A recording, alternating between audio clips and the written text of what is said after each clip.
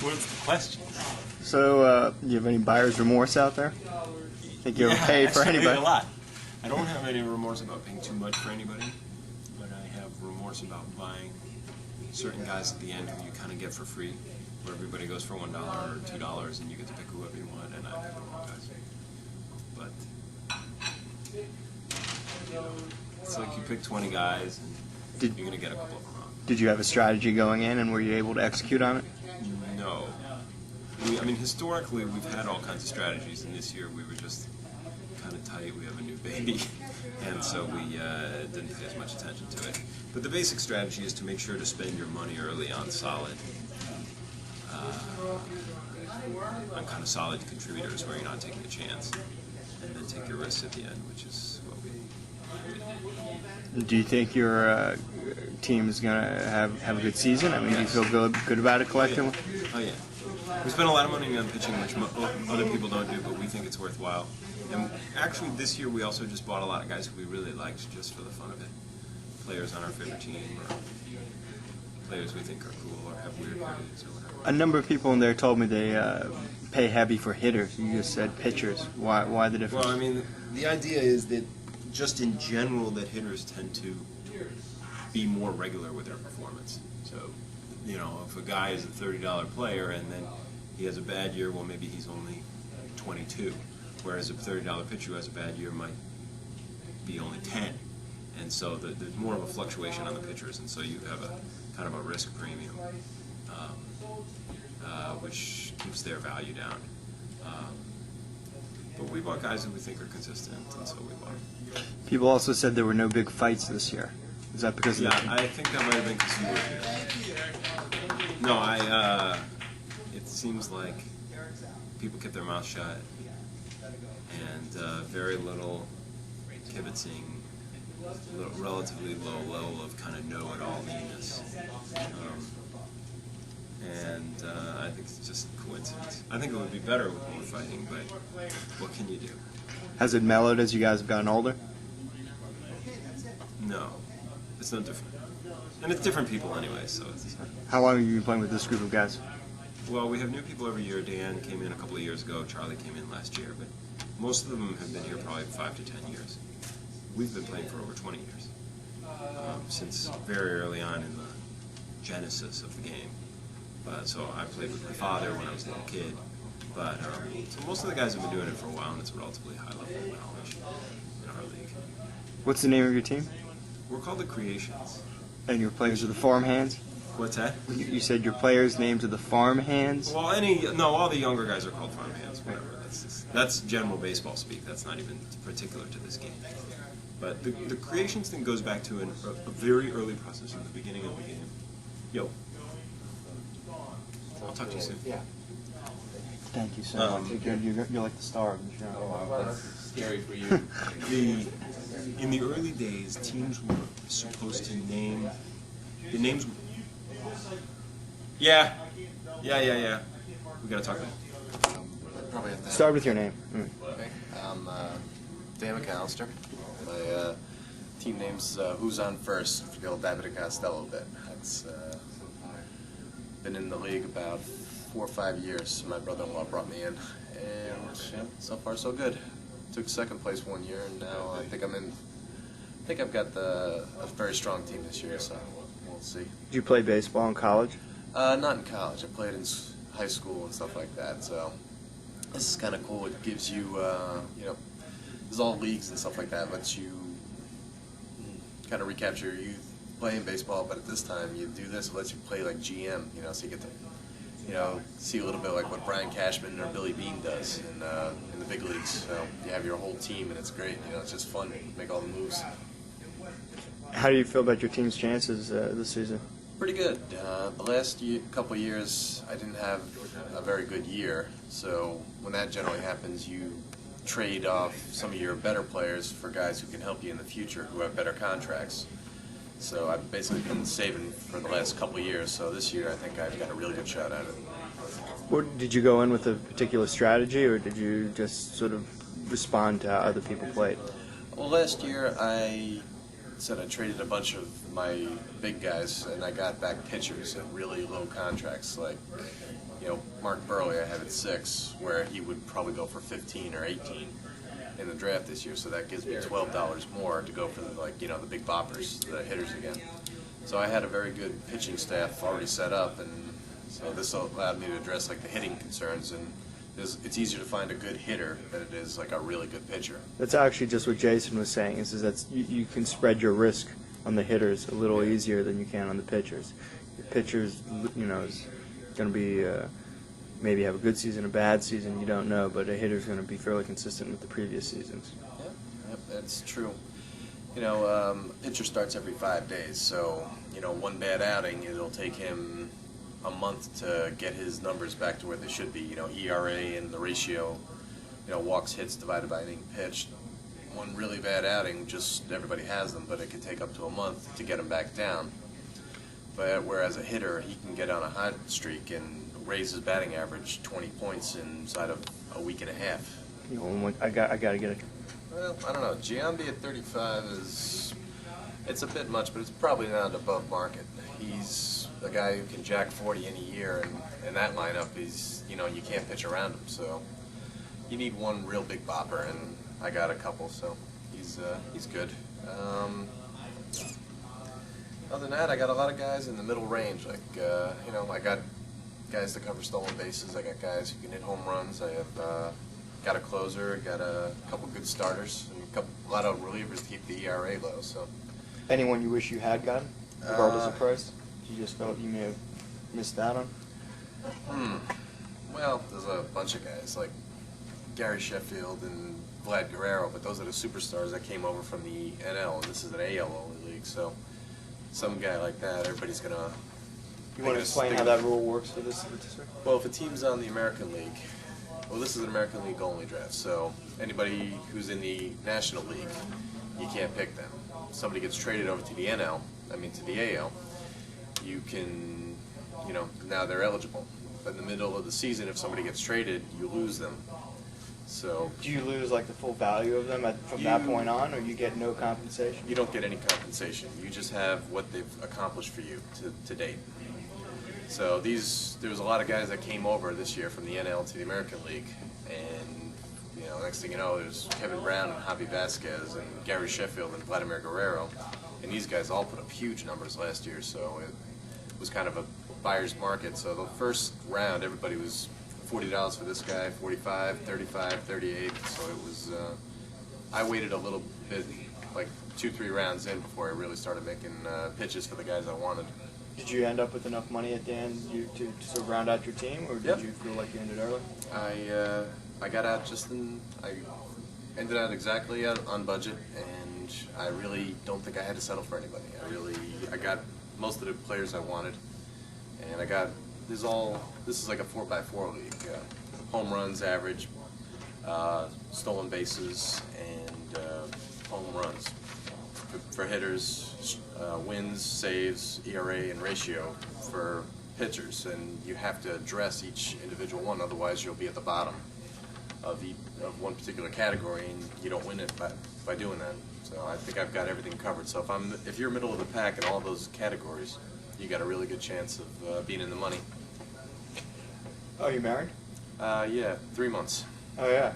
How does your wife feel about this? Has she seen you do this season in the past? Yeah, she knew about it when she was dating me. She loves baseball, so that helps. I don't really get into talking my strategy and contracts with her and stuff like that. She's just more like, okay, how many you get? Who do you have? And which guys she likes and which guys she doesn't. She's a Mets fan, so and I'm a Yankee fan, so. Did you grow up in the city? No, I grew up in Suffolk County, Long Island. Still live out there. My folks are in the city, but I always loved going to Yankee Stadium. That's just such a great stadium. It's really, it's something. And what's your educational background, your work background? You want to talk a little bit about that? Sure. Well, I went to, I've got about 90, I didn't graduate from college, but I went for 3 years. I took a lot of different things. I found out I like working, I'm in the restaurant business. I manage a bar at a private country club, and I just enjoy it a lot. So I'm looking to go back and get a degree in hotel restaurant management and you know, maybe run my own sports bar someday in the city, like Sounds Mickey really cool. Mantle's. My first cousin does that actually. She You gotta like people, but it really, you know, it's not a 9-to-5 job, but it's interesting. You know, you get time off in the winter for like 6 weeks because the country club closes and everybody goes down to Florida. So it. Anyway, anything else you can think of that first-time viewers should know about and watching what we just saw on there? Wow. Well, we're not all a bunch of geeks with nothing better to do. It's a really, the cool thing is that you've got guys who are very different. You get put in through, like you get brought in through different family members. My brother-in-law brought me in here, and he's a VP for Goldman Sachs. They're guys who are scientists for Berkeley. I'm a restaurant manager. You've got guys who work in the film industry. And the only thing we have in common is that we all love baseball. And, you know, for one day we get to play, you know, GM. It's, you know, it's not for everybody, but it's a lot of fun. What do you think of the state of the game of Major League Baseball right now? And in particular, the two questions are, I know the Oakland A's and maybe the Red Sox to a degree have young managers who are using some very powerful statistical models to work out who they're playing, you know, who they should draft and how much they should pay for them. Do you think that you guys have contributed to the development of those tools, and sort of how do you feel? What do you feel about the fact that like the Yankees can spend whatever they want and these other teams can't? I mean, is this hurting the game? Is this the future of baseball? Well, Two-part question or three-part question? It's always going to be the have and the have-nots. I mean, it doesn't matter how much money Oakland has or how much they choose to spend. It's just they're a small market team and they're not going to get the TV dollars that say the Yankees or Boston does. I don't think it's great. It's not optimal for baseball for the Yankees to be able to go out and buy everybody. But until somebody can show something that really, you know, some way to really change that without hurting the game, it'll probably stand pat. But the Oakland A's are a great. They're a great example. They. I was just going to say the paper every time Russell in it. Okay.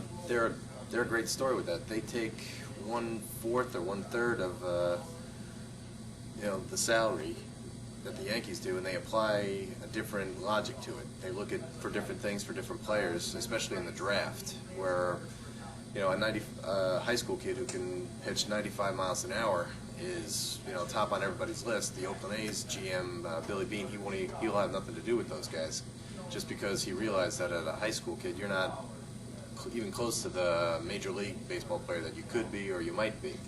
He looks for people who performed at every level, like from high school to college to the minor leagues. And those are the guys who, you know, he looks for different things than most scouts do. And he's proven that it works. So if a guy like that changes the system a little bit, he can still be competitive, even if he doesn't have all the money to spend. So I think baseball's in a good, it's in a good place. Either you love the Yankees or you hate them, but at least you can enjoy, you know, rooting against them or for them. It's and it's still the greatest game in the world. I have one or two more questions. Oh, you mentioned, and I don't know if you're being sarcastic or not, but you have a second cousin who plays professional baseball, or by marriage? Oh, no, I was kidding around about that. I didn't know if you were being serious or not. No. Do you know any professional ball players? Or? No, but I have met a few guys, like out in Long Island. There's it's kind of a minor league league. It's called, we have the Long Island Ducks out there. Sure. They're terrific, and I know the owner of that, and I go to quite a few games a year, and that's terrific. I think that's more accessible than Major League Baseball because, you know, it's right in the middle of Long Island. You can take your kids there and get out of there for $50 for the whole day, whereas taking your kids to a Yankee or a Mets game will run you a couple $100 easily. So it's, you know, a lot of times you see the minor league ball, and it's a very high level of play, and it's a lot of fun, especially when you're bringing kids. Very cool. All right, man. Thanks. All right. If your wife has a strong opinion, I would love to interview her. If she doesn't, if she's sort of middle of the road, it would be, you know, it's okay. But if she has a strong opinion, She has strong opinions about everything. Okay, she has a strong opinion about this, and she has like maybe 5 minutes, and she's willing, I would love to Oh, sure. interview her. Anytime. And anyone else who you know who has an opinion about the league. Yep. Cool. Hey, thanks, man. Yeah, no problem. Pleasure. Yeah, I actually enjoyed well, it. I was gonna say, well, who do you know in here? Okay, Mike Eisen was my best friend growing up in D.C. And Jason, I knew from Mike in his Right. college days. And then, oddly enough, Abernathy, or not Abernathy, this gentleman in the corner. I'm still trying to get. Anyway, Abner. Abner used to be best friend with Mike Eisen's uncle, who I also know very well. Right. So it's a small world. Well, do you know Aaron Marcus? No. Well, he's a good friend of Abner's and all those guys. You know, it's kind of tough for. You know, I mean, I wouldn't normally be coming into the city Right. for this, but. Anyway, Yeah. cool. Well, listen, I've got your contact number on the list, right? Yeah, like I said, we live out on the island, but Sure. we come into the city and to Brooklyn now and again. Okay. I'm trying to figure out what's. If what you part have of Brooklyn, any connection to any of the even the minor league players who may have a strong opinion about the rotisserie, I'd love to interview them if you have, Well, I can- and if you have a contact. I can give you a call. I mean, if I'll nothing else, call you this week. if nothing else, I can give you a contact number for the guy's name is Frank Bowen. He's the owner of the Long Island Ducks, and he's he's a little bit like Donald Trump. He's got a very enlarged ego of himself. He is a really nice guy. I got nothing bad to say about him. But he loves, put a camera in his face and he'll talk. stuff like that. He's kind of like George Steinbrenner for the Ducks, but I mean he's not nearly as vilified or anything like that. He's just he's the owner. He's got his name over half the town of Bayshore. Okay. But yeah, I could, the minor leagues are getting because honestly, coming out to I know, it's crazy. Yankee Stadium, it's like a couple $100. Okay, man. Let me lower this just a little bit. Okay. All right. I'm gonna ask you just a couple of general questions. Just you can talk as much as you want. Say whatever you want about baseball, about your family and your dad, and how you got into this. The questions are: what do you think of this? Who do you like in baseball? Did you think your family drafted your team got a good deal in there? Is there anyone you wish they had got that you didn't get? That sort of stuff. So talk about your team, your experience in there, and if you play baseball, what position you play, and how you feel about all this. So hit it. I would play. Start with your name. What's your name? My name is Harrison Shore. Okay. Who's your dad? My dad is Stephen Shore, And this is his office room. and this is his office. And do you play baseball? Yeah, I play baseball, and I play a lot of positions. What's your favorite position? My favorite position is first base. And if you're not playing first base, where do you play? Usually second base. How old are you now? What grade are you in? I'm in third grade and I'm 9. Do you live here in the city, or do you live? No, I live in New Jersey, Glen Ridge. How did you get involved with rotisserie baseball? Well, last year, my dad took me here because my sister was, I think, in Chicago, and so was my mom, and I don't know where my brother was. So we went here. And do you like it? Yeah, it's really fun. Did you think the team that you guys drafted in there was a good team? Well, I don't know. I only know like a quarter of the players that we got. So, yeah, the players that I knew were pretty good.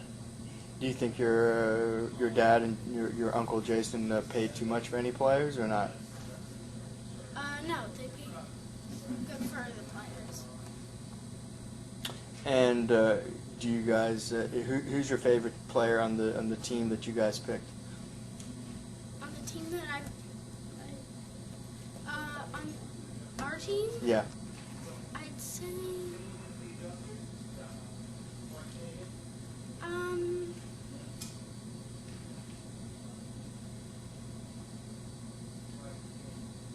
well, I don't really remember some of them, and I don't really have a favorite.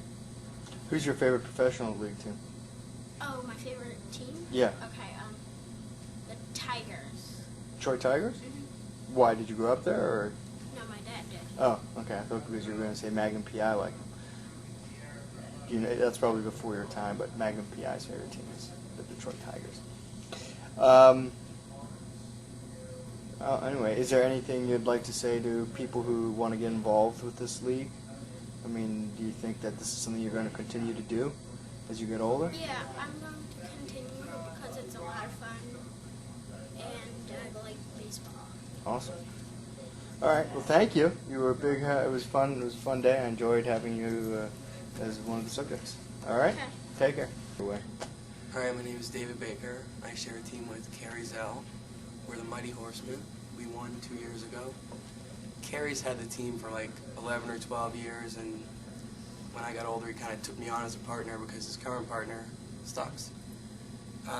He's friends with some of these guys. I had never met them before I joined the league, and trying to think this year, kind of iffy about the team.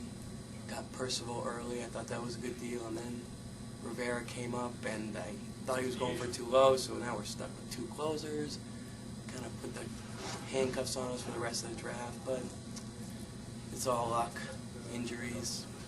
We'll see how it goes. It's a very painstaking process, this draft. This is my 4th, and they never get easier. How'd you get into rotisserie? I mean, were you? I've always been a huge baseball fan. When I was younger, my cousin, I was he'd tell me who he drafted and stuff like that. And then when I kind of got older, I was actually living in Miami, where he flew up here from there, and I was working for him, and he kind of was like, you want to be a partner? I was like, okay. So you're fairly competitive about this. I mean, Yeah. I mean, like I said, I don't really talk to a lot of these guys over the course of the year, and whenever we deal with trades, it's always Carrie because he knows everyone. We talk about it, but it's just a way to, look at the box scores, helps you keep track of, the whole team instead of just the Red Sox, which is who I like. You like the Red Sox? Yeah. You think they've got a chance this year? No, not really.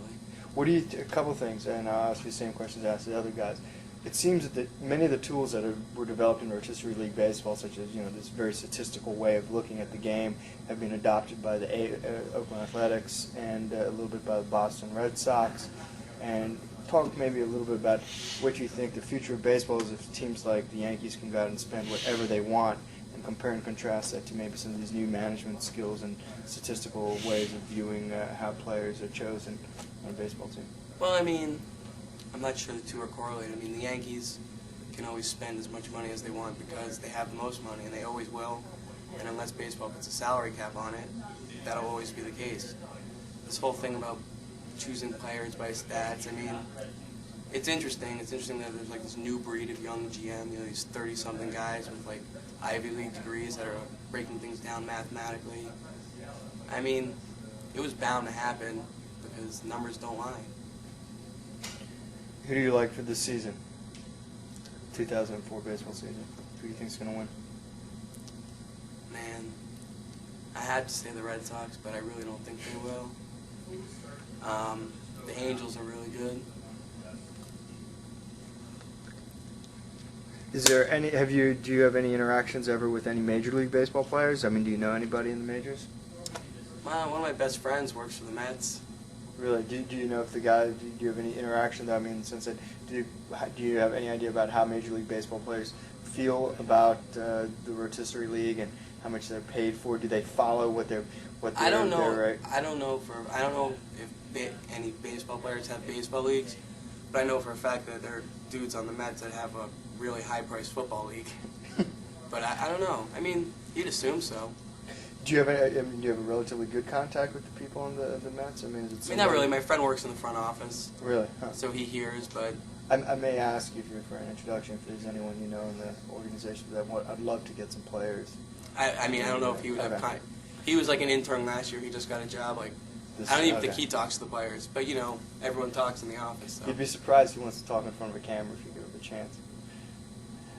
He'd probably be petrified to talk in front of a camera. Have you got any thoughts about what went on? I mean, how did this draft compare to other drafts? Was this a well-run? I know there were no fights, there were no arguments. Yeah, no, it was pretty good. Maybe the camera had something to do with that. it seems longer. These always seem like they're all day. Like literally, like I feel fatigued from being sitting in here all day. So just for somebody who's totally uninitiated, going in, what are you guys going? What's the next part of what's going on in here? And you want to explain that to me? So we had the whole auction thing, and that's under the salary cap, and that fills out your lineup. Right. And now you kind of have your bench players, shall we say, guys who weren't drafted in minor leaguers. So here's your chance to take minor league players who you think are going to be good, and each round is locked in at a dollar value. So. Are you married, perchance? No. No. How old are you? 27. Do you have a serious girlfriend? Relatively. She has no understanding. But This is going into we've only been dating for several months, and this baseball is. This is the first season. baseball season. Oh, okay. She She is has fortunately no strong opinion. Like she's to watch fortunately it. out of town right now. Okay. So But does she have a strong opinion one way or another? she has no idea. Yeah. She doesn't understand it.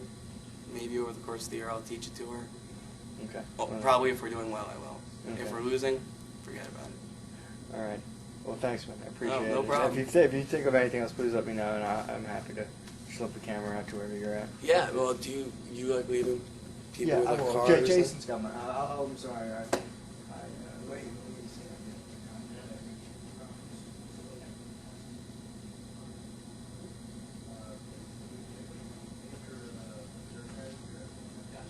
Well, it's whoever's not Lindsay Davenport is the day. Okay, I like having a suggestion. Well, when people are ready, we'll go around and say who we have frozen. And we'll adjust these numbers at the bottom of the sheet. Are people ready to start? I don't know what we're waiting for. Oh, there's a Jew in the American League. Right. Except he's never really come through. No, that's It's like you Sean keep Green thinking is he's gonna... all right. Even last year, the numbers are not great. They're okay. Okay, I'm going to start. And we'll go around clockwise. Ready? Steve? Yep. I have frozen Youkilis, Quinlan, Gomez, Buchek, and Nakamura. German and Stanford I had thrown back into the auction. So on the bottom of the sheet, I have 16 picks. I've kept 5. Means I have to pass 6 times to get to a total of 15. So those two numbers are split. 16 picks? 16 picks, 5 kept, 5 count. but means I need to pass 6 times. Adjusters. I have Upton, Ramirez, Stovic, Sizemore, Young, and Urbina. So that's 6 kept. 6 kept, I have 14 picks. So I have to pass 8 times. Yeah. No, I mean I pass. 5 times. So Rob has 14 picks, 6 kept, 5 passes. 14 picks. That's a 6. Yes, no, that's right. 5. That's right. Which means if you make 9 of your 14 picks, you'll equal 15. I think it's good to do this. So 5 passes you have to pass? Right. So I'm crossing these 6 off. We're just changing around with it. Okay. Okay, Miller has Hart, Orchard, Griffin, McGowan, Fisher, so I'm keeping 5. Right. 15 minus 5, I have 6 passes. No, 5. I'm sorry. It's 5 as passes. written, this That's good for right, you. 5 Okay. passes. Black Canyon. Black Canyon has, we just kept Balfour and Dominguez. So that changes to 2. So That's it's 2. down to 1. We only have 2 passes, right? No, you should drop your kept to 2 and your passes to 1. Means you can make 13 picks to equal a total Yeah, of we don't 15. have a pick in one round. Yeah, you have 14 picks, 14 2 picks. kept. Two kept, so 1 pass. 1 pass. 1 pass. Okay. Are you following this one? He doesn't have to. Okay, He has to know his own. Mezzos. We have 16 picks. Who are your guys frozen? We're frozen. Nick Swisher, Smith, Talent, and Sardinha. 16 4 picks. caps. 4 keepers, and that means we have 5 5 passes. That's Correct? Correct. Horsman. We have 17 picks. We're keeping Matt Bergen, Jeremy Guthrie, Adam Lowen, Bobby James, Kyle Sleet. So that leads to 7 skips. That's 6. Right. As written. And you guys are picking ahead of us. Yeah. No, 17 picks, 5 caps, 7 caps. You guys pick ahead of us. Next. Singer? You want me to go? Everything's accurate. I reserved Kochman, Schumer, Gomez, and Nagy Adams. So I have exactly correct. 15 picks. 15 singles, 4 caps, 4 passes. picks, 4 kept, 4 passes. Whoops. I'm playing Crosby, so I'm only keeping Jay Brown. So that means I 1 have cap, no pass. 1 cap. Right. 14 picks for the Wolves, 1 kept, no Although you passes. can pass it if you want. Yeah, I'm sure I'm going to pass at least 1 or 2. All right. Creation. Creates. You got your 5 guys here? Yeah, whatever it says. Mathis, Morneau, Adams, Harden, and Greinke. Hey, listen. And Webb, you only had 4 caps written down here. Why was that? Did you think you were going to be playing? Yeah, maybe the hard. Well, we got to change this. Creations have 5 caps. Is that Russ Adams? So the question Yeah. Which means you need 4 times. 4 passes. Okay. Well, no, I think No. 5 past 4 times because we have 5 guys, but we're short of picks, right? You have 14 picks, 5 caps.